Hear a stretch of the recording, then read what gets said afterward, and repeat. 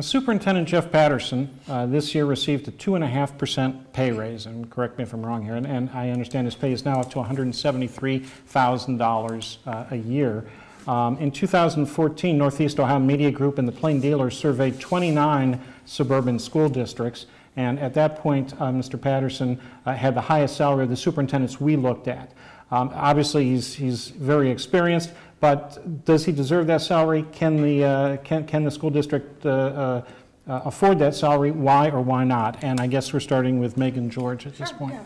Yeah. You know, I think our superintendent's pay, along with our treasurer, who have you, really needs to be in line with the other suburbs. Now, you're also comparing Lakewood, a suburb of over 50,000, to other suburbs which are much smaller.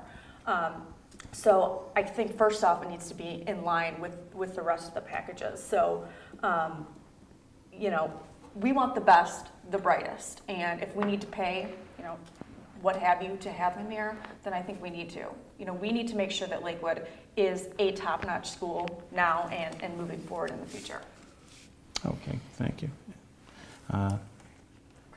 Christine, right? Mm-hmm.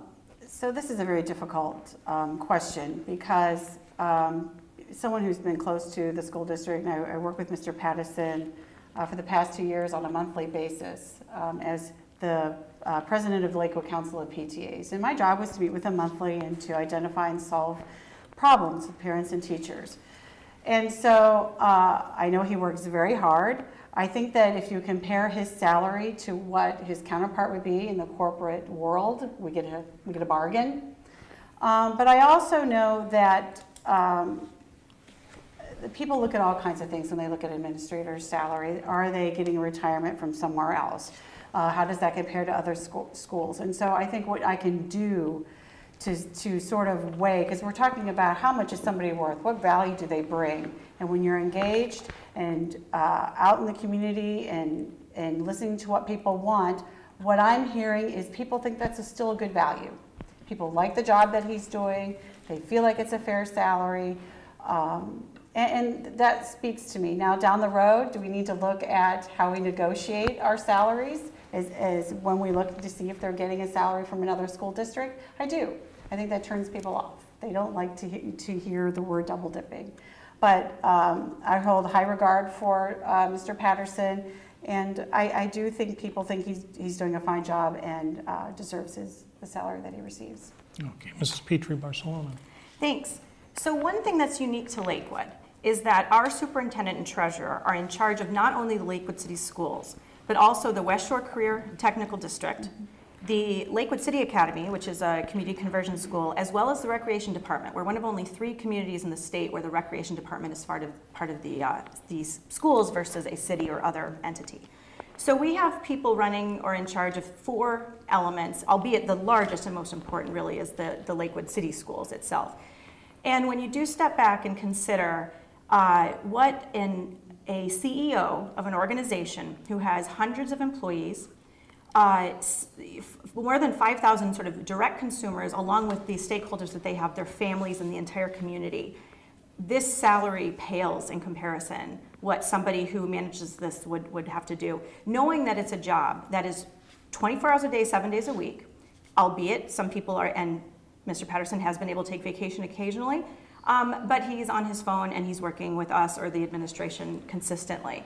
So I do think when we look at this, that Lakewood, it is appropriate that Lakewood, given all these responsibilities, would have a higher wage than other places. And I do think it's important to have stability in a district that you reward somebody who's doing well.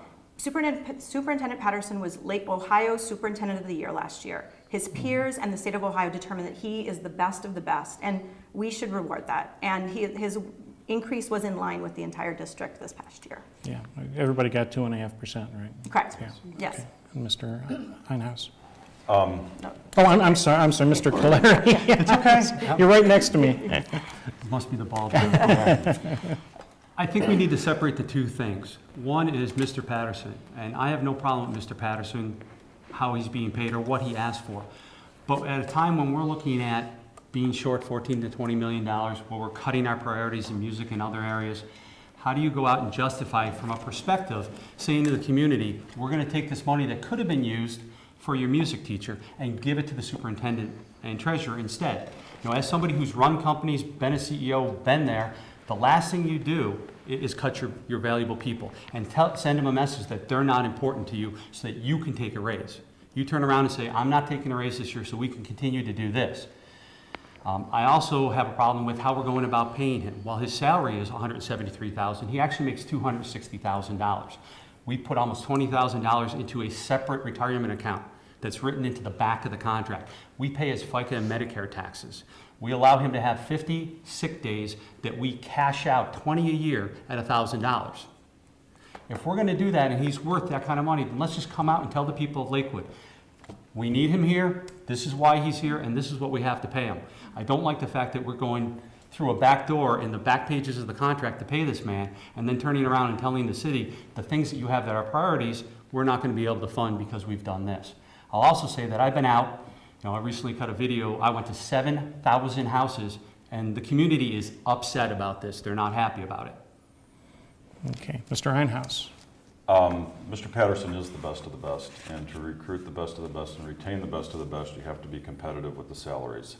Again, he's a man who runs 4 different businesses, has about 700 employees, 5,400 students, 11 buildings. It's a big job, and if we put him up against any other CEO, even at over $200,000, the man is a bargain. And his entire comp package has been already published in the paper, so there's no backdoor dealings or anything secretive about what he's receiving.